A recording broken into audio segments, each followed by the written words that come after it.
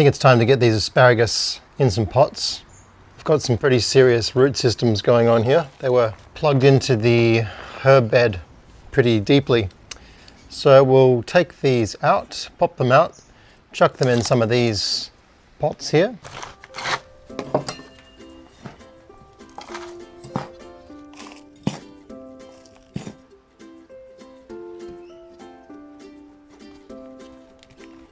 Starting your own seedlings from seeds makes so much sense from a cost perspective.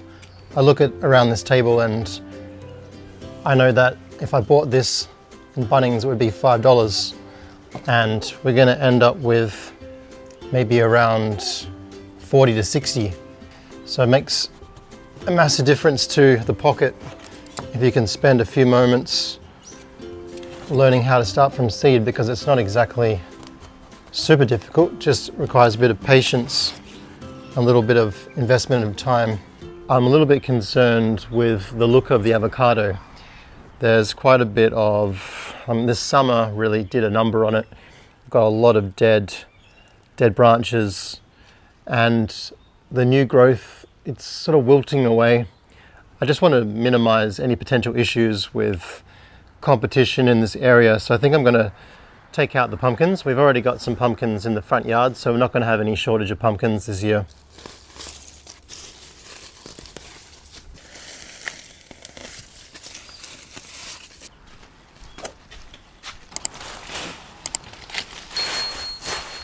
I think one thing to consider that's important is just to clean your gardening equipment as often as possible. I've got this 70% ethanol diggers here, so I'm going to give this a good old wipe before I start pruning, just to make sure I don't bring any diseases across from maybe some other plants from another garden that these bad boys have been working in.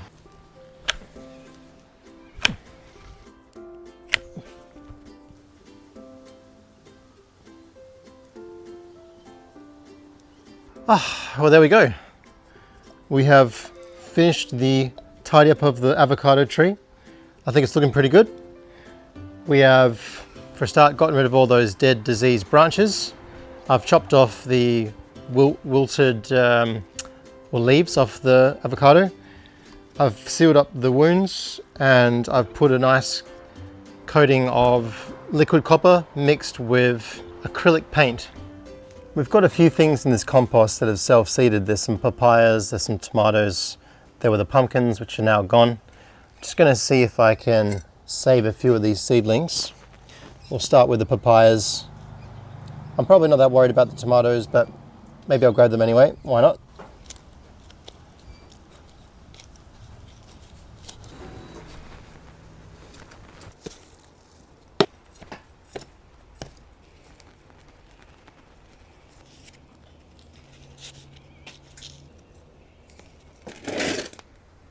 Look how many flowers are on this pea eggplant. It's completely loaded. We've got a massive harvest over summer, and now it looks like we're going to have a huge flush of pea eggplants in the autumn as well. So I was selling some lavender plants on Marketplace, and one of the customers, they asked, do you have any rosemary? I thought to myself, well, I don't have any rosemary, but we do have a big rosemary bush out the front.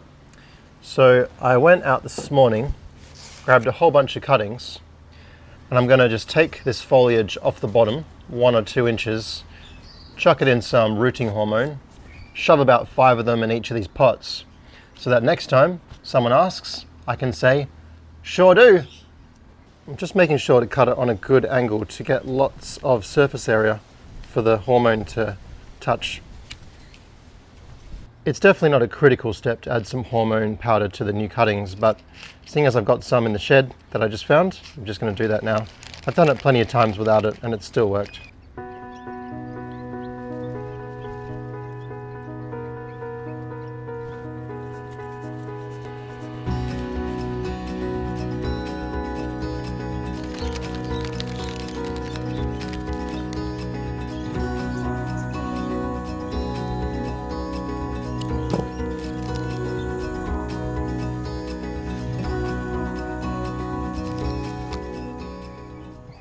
Oh, you gotta dip the cuttings. You gotta dip those cuttings.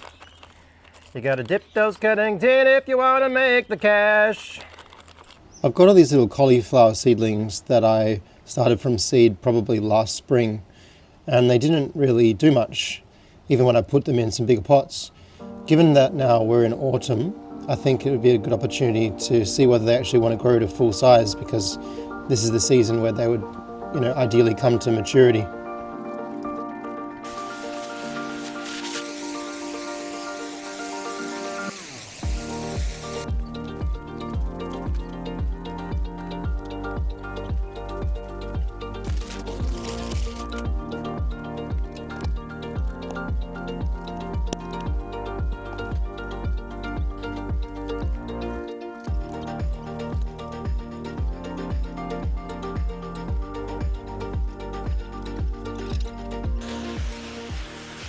So we've got these cauliflowers in now. I've amended the soil with some sheep manure and I've mixed it through just because the sand was so dry.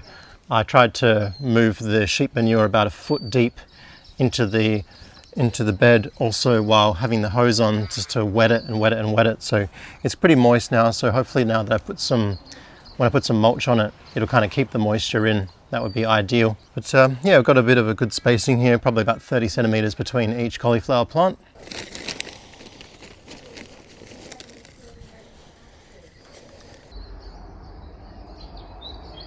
Ooh, the moringa has flowers on it.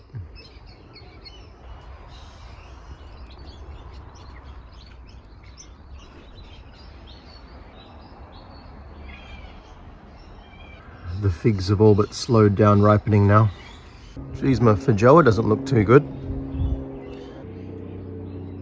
Oh, me beans are dead. Hello, what's happening in here? Even over the hot summer, the kale has survived. I'm a survivor. I don't care if it's 50 degrees. They smell so good. So good.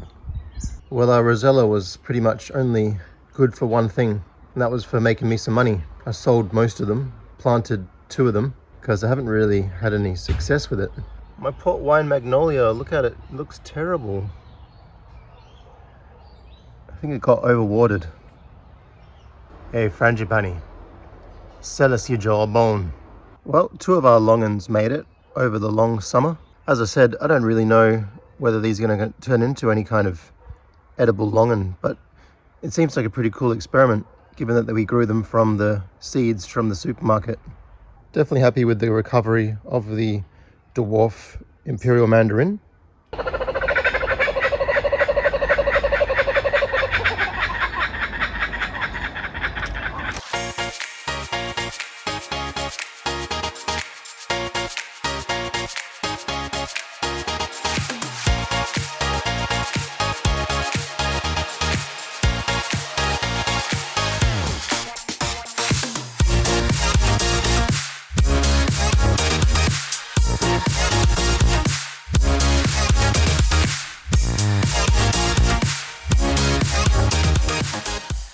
Well, it's about time to get some more seeds in the trays. My motivation is coming back a little bit now that the summer has started to cool down. Well, we're now in autumn, and we've got plenty of autumn seeds to put in. For example, we've got the lettuce, we've got the kale, the cabbage, the broccoli, Swedes.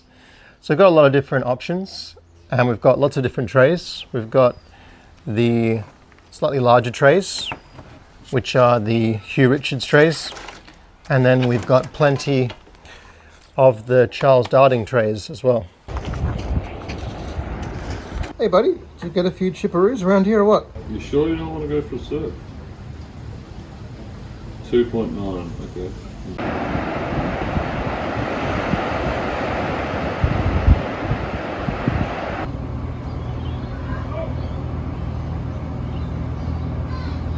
I picked up this little shade house behind us from a friend who was going to leave it at his rental when he left. It's pretty cool. It's got some shelves on the side. You can slip in your pots underneath the shelves. The only thing that I've found so far is that the shade cloth on the top, I just don't think it's blocking quite enough sun for the summer. I put in all the seedlings, and over the We had a bunch of 37-degree days in a week, and a lot of my seedlings actually died, which I'm a bit devastated about because I spent all day kind of getting the seedlings ready to go, and I potted on heaps of little plants that I'd found around the garden to hopefully sell at some point for some profit. A lot of those have died, but yeah, it's pretty cool. I think what I'll do is when the summer comes around, I'll change this out for like a 70 or 80%. So the asparagus is going pretty well. I think we'll give up with all these capsicums and chilies and that. Too late, too hard. The rosemary cuttings are looking a little dry. Not sure how they're gonna go. Habanero. Got some nice moringas. Some yesterday, today, tomorrow.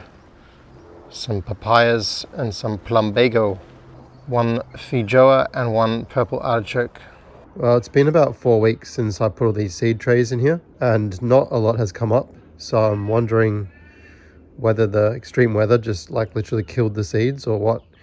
The Collie Sicily purple, we've got some success with this one, and a little bit of success with the Jersey wheat cabbage.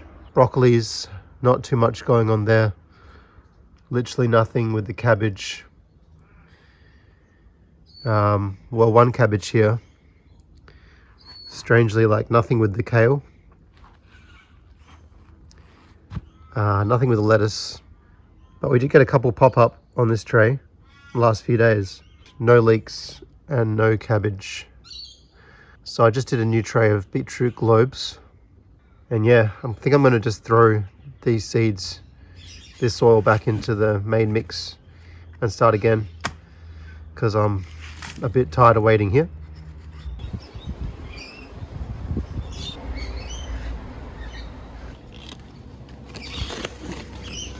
So I'm just tidying up a little bit. I'm just getting rid of some of the dead pumpkin vines, just kind of contain that a bit, see if that wants to have another second life. Tidy up some of these kale plants, get rid of some of the lower leaves, and get rid of the mildew leaves on the zucchinis, and pull out some of the zucchinis that aren't really doing much. So I'll leave a couple and I'll create a bit of space for something new now that we're kind of ready into the autumn planting season.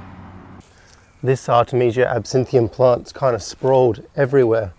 I was imagining it'd be a little bit more of a robust shrub, like a nice shape, but it's just gone all over the ground. So I think I'll just tidy a bit of it up and keep it, because I might dry it out also so I can use the leaves for herbal teas and things.